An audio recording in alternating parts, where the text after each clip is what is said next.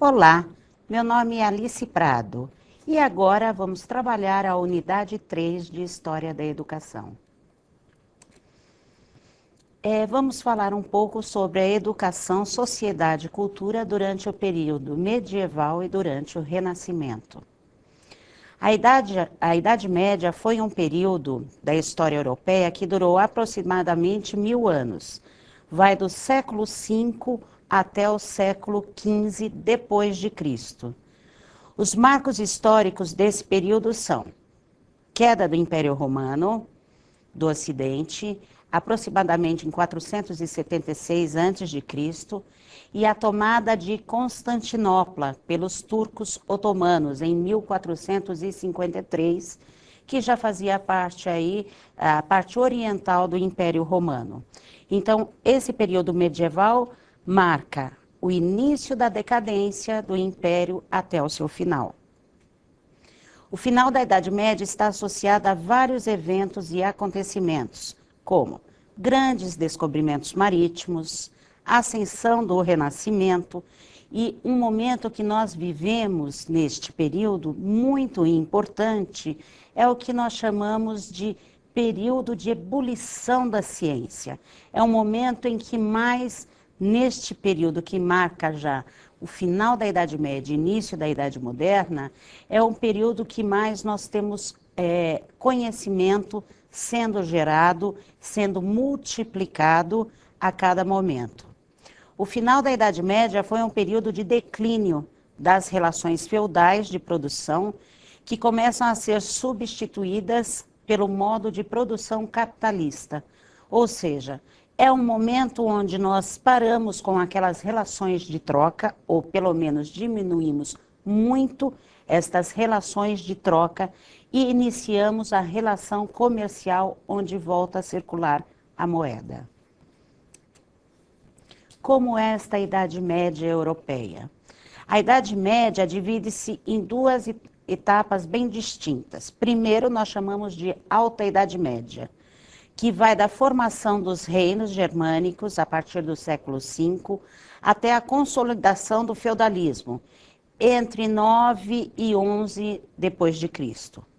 A Baixa Idade Média, que vai do século até o século XV, né? Posterior ao século XI, 12 depois de Cristo, até o século XV, caracterizado pelo crescimento das cidades, pela expansão territorial e pelo florescimento do comércio.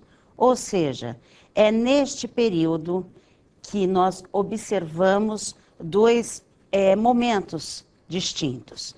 Primeiro momento da Alta Idade Média, que vai da formação dos reinos germânicos a partir do século V até a consolidação do feudalismo, entre os séculos IX e XII. Na Baixa Idade Média, temos a partir do século XII até o século XV, caracterizado pelo crescimento das cidades, pela expansão territorial e pelo florescimento do comércio. Ou seja, neste momento nós vemos as cidades se formarem novamente. E neste momento também vemos as relações comerciais cada vez mais acentuadas. Como é esta sociedade medieval? A sociedade medieval é dividida em estamentos. Quais são esses estamentos? Os principais grupos são clero, representado aí pela Igreja Católica Apostólica Romana.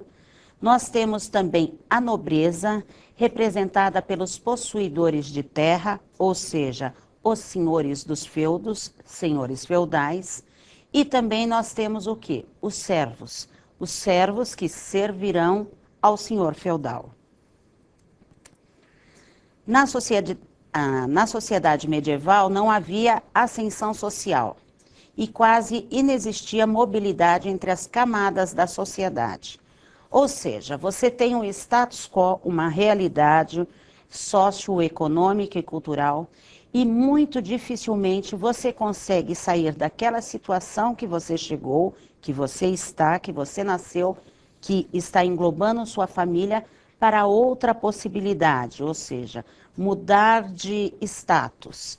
Você chega servo, normalmente você morre servo, e assim por diante. Todos os poderes jurídico, econômico e político concentravam-se nas mãos dos senhores feudais, donos de lotes de terra, ou seja, os feudos.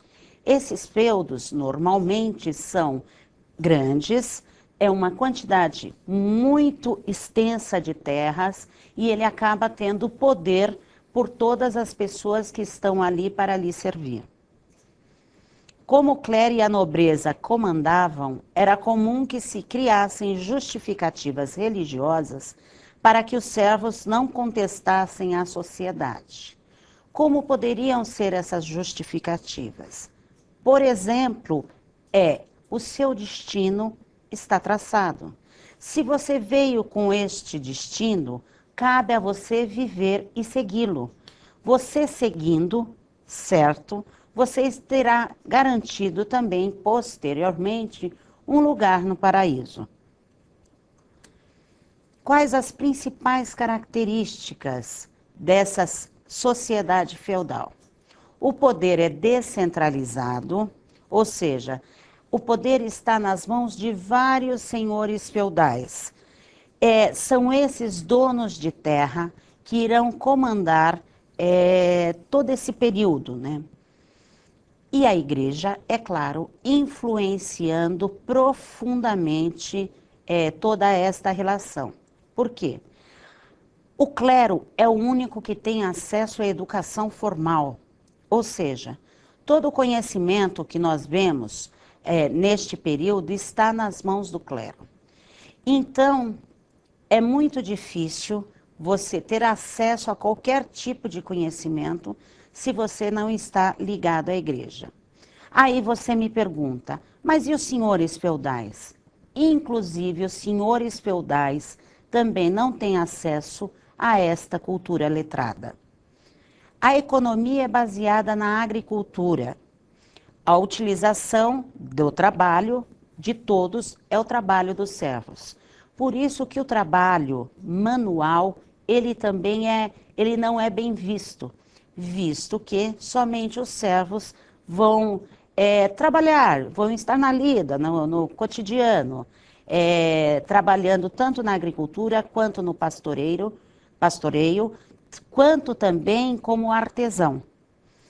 Não existe, nesse sentido, qualquer possibilidade de mudar aí de status social. Por outro lado, ou junto com isso, nós temos uma mentalidade fortemente marcada pela religião. Por quê?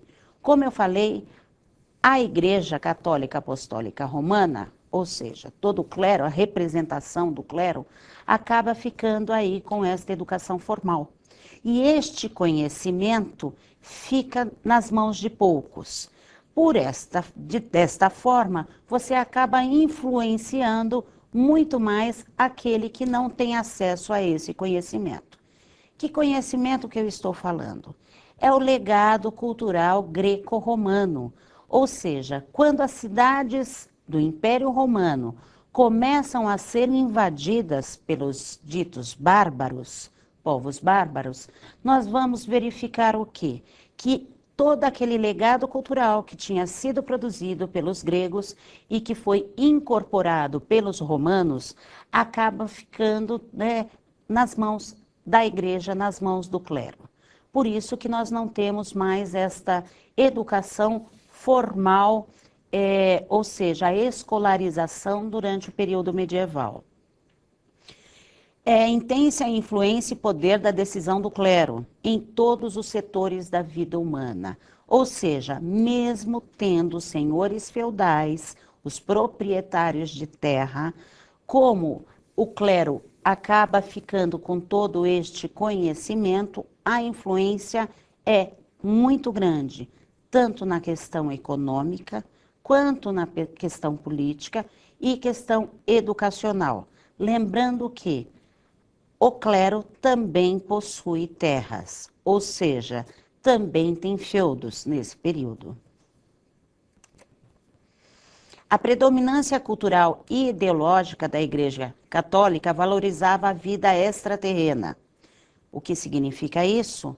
É posterior, ou seja, se você não tem uma vida tranquila aqui, posteriormente, após a sua morte, você vai encontrar outra realidade. Você vai encontrar, se você seguir direitinho o seu destino aqui, você vai encontrar a felicidade. Ela condenava a usura e mantinha sua posição em relação ao justo preço das mercadorias. Ela irá influenciar, então, completamente a relação com o comércio local. A arte e cultura medieval também eram fortemente marcadas pela religiosidade da época. As pinturas, os vitrais das igrejas, o que eles retratavam? Eram passagens bíblicas, ensinamentos religiosos, sendo formas de ensinar a população um pouco mais sobre a religião.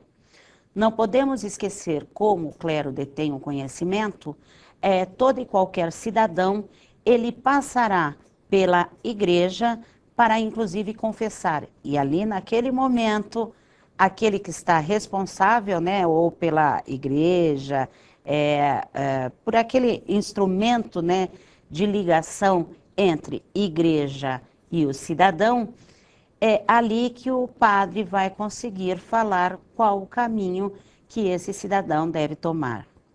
Na arquitetura destacou-se a construção de castelos, igrejas, catedrais e mosteiros, também vemos nesse período.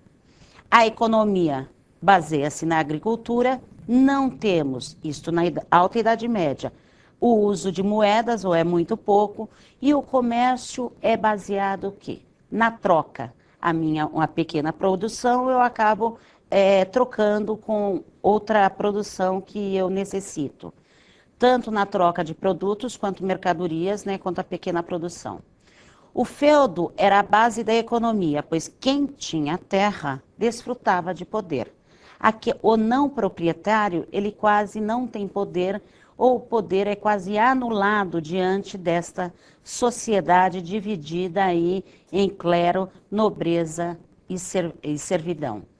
O produto agrícola era inexpressivo e grande parte da produção dos servos ficava nas mãos do senhor feudal.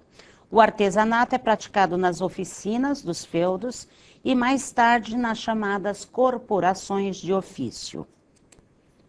Já durante a Alta Idade Média, entre o século V e o século XI, a economia caracterizou-se pela autossuficiência. Nós produzimos e consumimos aquilo que produzimos em determinados feudos. Isso significa dizer que o feudo buscava produzir tudo o que era necessário para a manutenção daquela comunidade. A quase inexistência de comércio impedia que houvesse um abastecimento externo, ou seja, aqui eu produzo, aqui nos alimentamos, aqui tem o artesão, não precisamos de nada de fora. Esse é o período de domínio das escolas monacais. Quais são as escolas monacais? As escolas dos mosteiros. São escolas surgidas juntos aos mosteiros espalhados por toda a Europa. Inicialmente visavam apenas a formação de monges e aos poucos se transformaram em escolas para a formação de leigos e cultos. Como era o programa de ensino? De início, elementar, aprender a ler e escrever, conhecer a Bíblia, canto e um pouco de aritmética.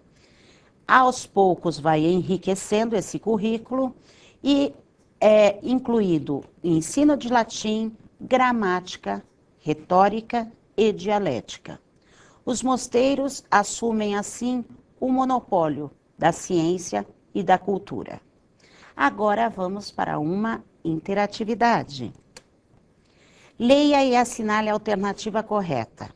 Economia europeia agrária, sociedade estamental e mentalidade com forte influência da religiosidade. São características fundamentais do A. Anglicanismo. B. Catolicismo. C. Feudalismo. D. Comunismo. E capitalismo.